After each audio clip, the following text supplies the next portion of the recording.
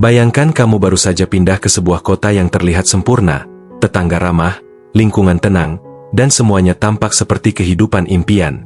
Tapi siapa sangka, di balik senyuman para tetangga itu, ternyata tersembunyi bisnis gelap yang menjebak para remaja laki-laki menjadi alat pemuas para wanita kaya di kota tersebut. Dan yang paling parah, salah satu korban berikutnya adalah seorang anak laki-laki yang bahkan tidak sadar bahwa hidupnya sedang dikendalikan. Ini adalah kisah kelam di balik kota kecil yang tampak suci, Purity Falls. Seperti apa kisahnya? Simak alur filmnya dalam video ini.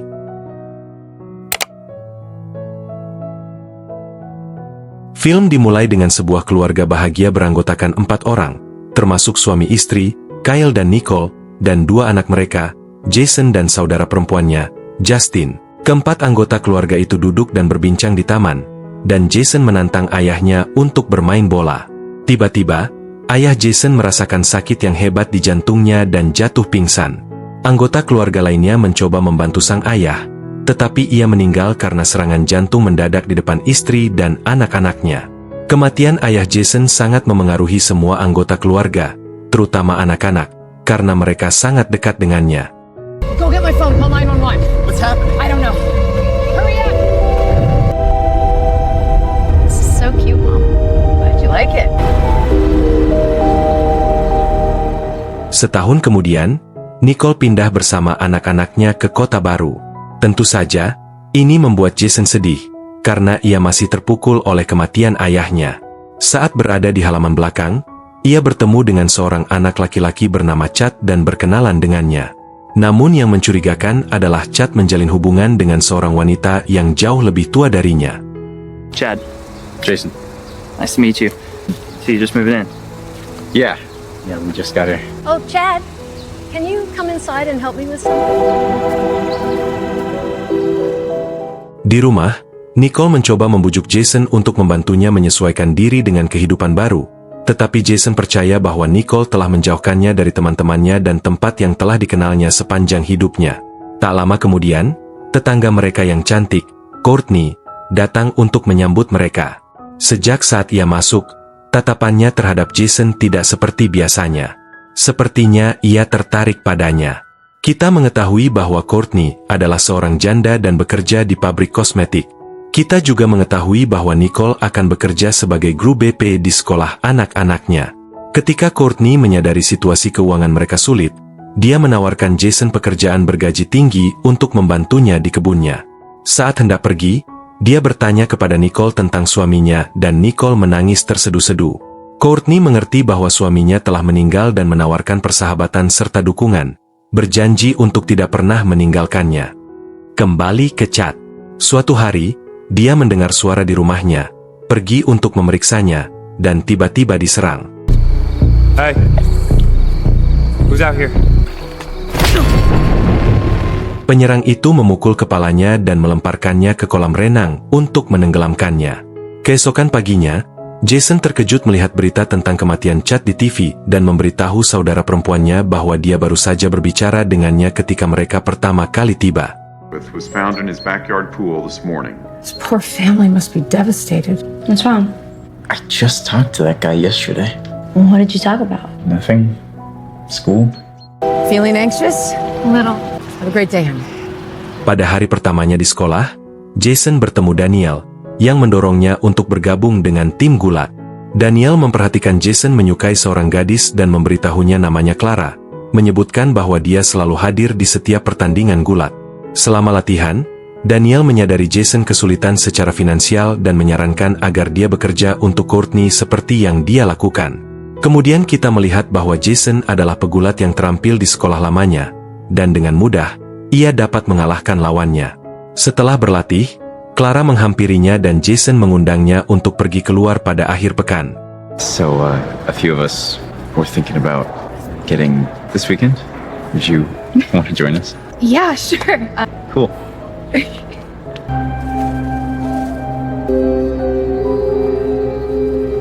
Saat memasuki ruang ganti, ia melihat seorang pria menyerang Daniel. Ketika ia bertanya kepada Daniel tentang hal itu, Daniel mengatakan bahwa pria itu adalah orang asing gila yang belum pernah dilihatnya sebelumnya. Jason akhirnya pergi ke rumah Courtney untuk mulai bekerja, Ia mengatakan kepadanya bahwa Daniel mendorongnya untuk bekerja dengannya, dan Courtney mengatakan bahwa Daniel adalah salah satu pekerja terbaiknya, tetapi alih-alih bekerja, ia malah menawarkan alkohol kepadanya.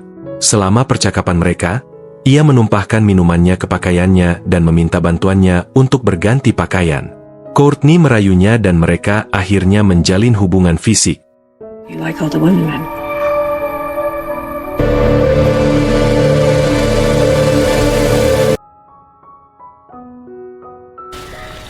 I wasn't expecting that. How are you liking it here at Purity Falls? Yeah, I guess. Setelah itu, ia memberikan alamat dan uang muka kepadanya, mengatakan bahwa pekerjaan itu akan berada di taman rumah kliennya. Setelah itu, Courtney diam-diam merekamnya saat ia berada di kamar mandi. Ketika ia menyadari bahwa Courtney memegang ponselnya, ia meletakkannya dan bergabung bersama di kamar mandi. Kemudian, ia pulang dan memberitahu ibunya bahwa Courtney telah menetapkan tanggal kerja dan memberinya uang muka. Keesokan harinya, Jason pergi ke alamat yang diberikan Courtney kepadanya.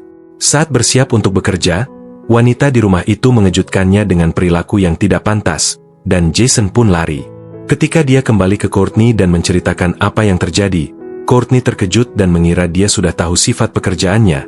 Dia berasumsi Daniel telah menjelaskan semuanya.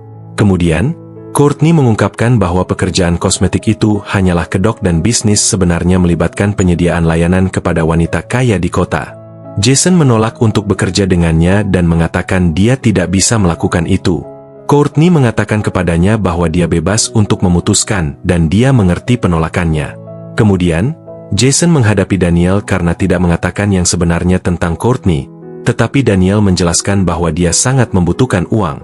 Sementara itu, saat Nicole bekerja di sekolah, salah satu teman Chad, yang adalah anak laki-laki yang terbunuh, meminta untuk berbicara dengannya. Nicole terkejut mengetahui bahwa kematian Chad adalah pembunuhan, bukan kecelakaan seperti yang dia yakini. Dia juga mengetahui bahwa Chad berkencan dengan wanita yang lebih tua untuk mendapatkan uang dan menyadari bahwa anak laki-laki lain terlibat dalam hal yang sama.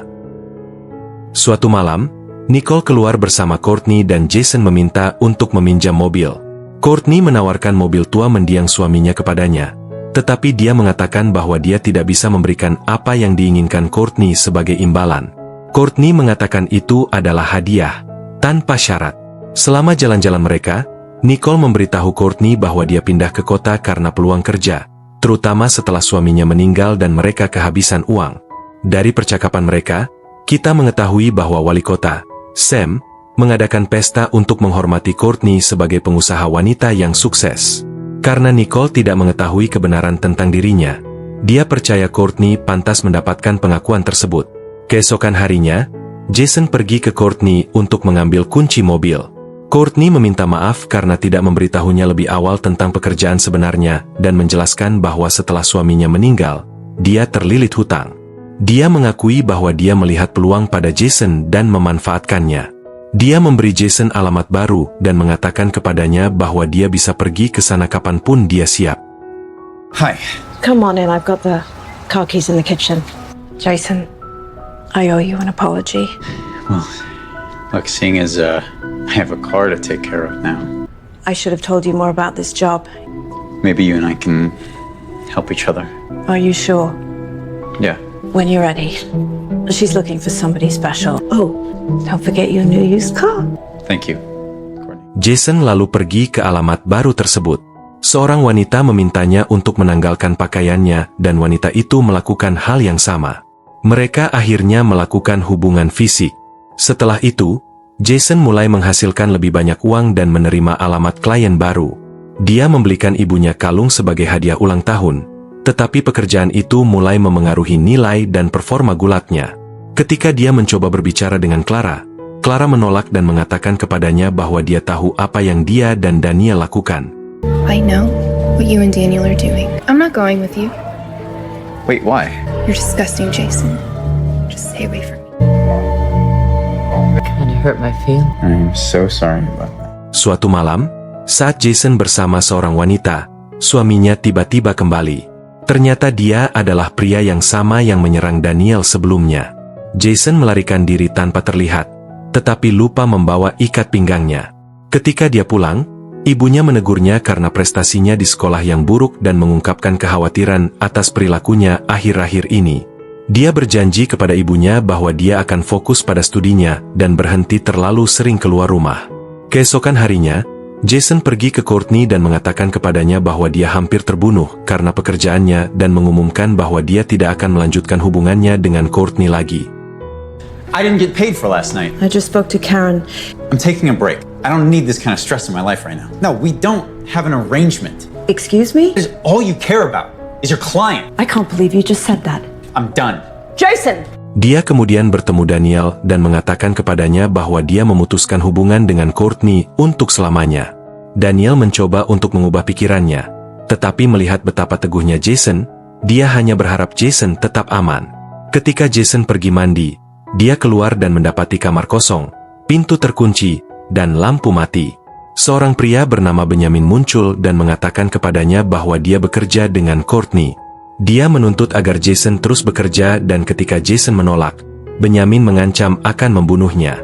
Karena takut, Jason setuju untuk terus bekerja. That's not really up to you. I bet the ladies just love you. Fine. Keep working for Courtney. Don't think about backing out again.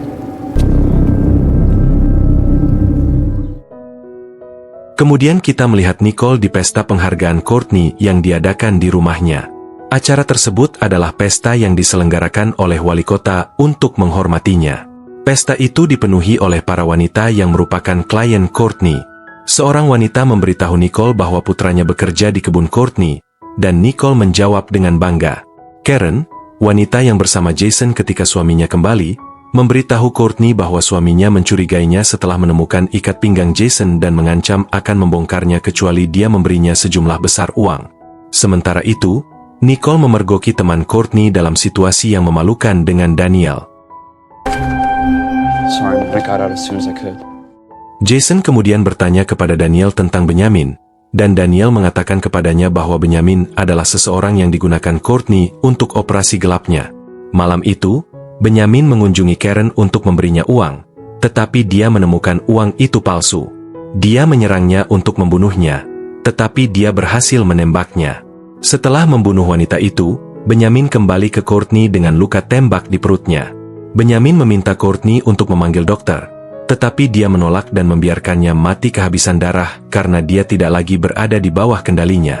Courtney lalu mengubur tubuhnya. Sementara itu, Jason pulang dan memberitahu ibunya bahwa dia dari rumah Daniel, tetapi ibunya memperingatkannya untuk menjauhi Daniel karena dia punya pengaruh buruk. Menyebutnya tidak sopan. Jason menolak dan ibu dan anak itu menjadi bertengkar. What exactly do you do that takes you out of this house every night? I have a big test tomorrow. Daniel's coming over to help me study. I don't want you to see him anymore. Okay? What does that mean? It means you're not to hang around him anymore. This is our home now! This will never be our home!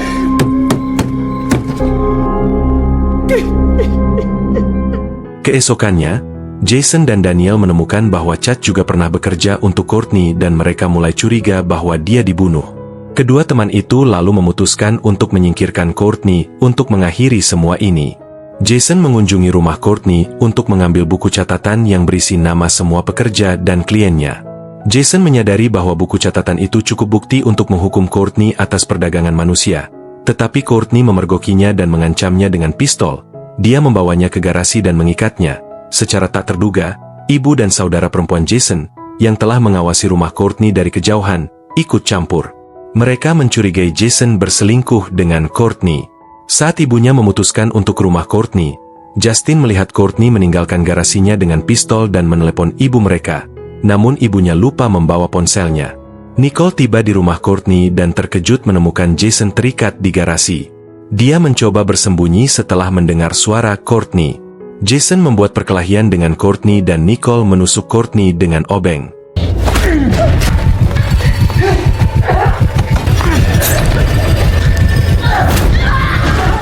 Dia mencoba membebaskan Jason dan melarikan diri, tetapi Courtney yang masih hidup menghentikan mereka dengan todongan pistol.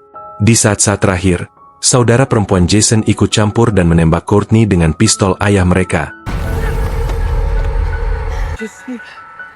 Come here.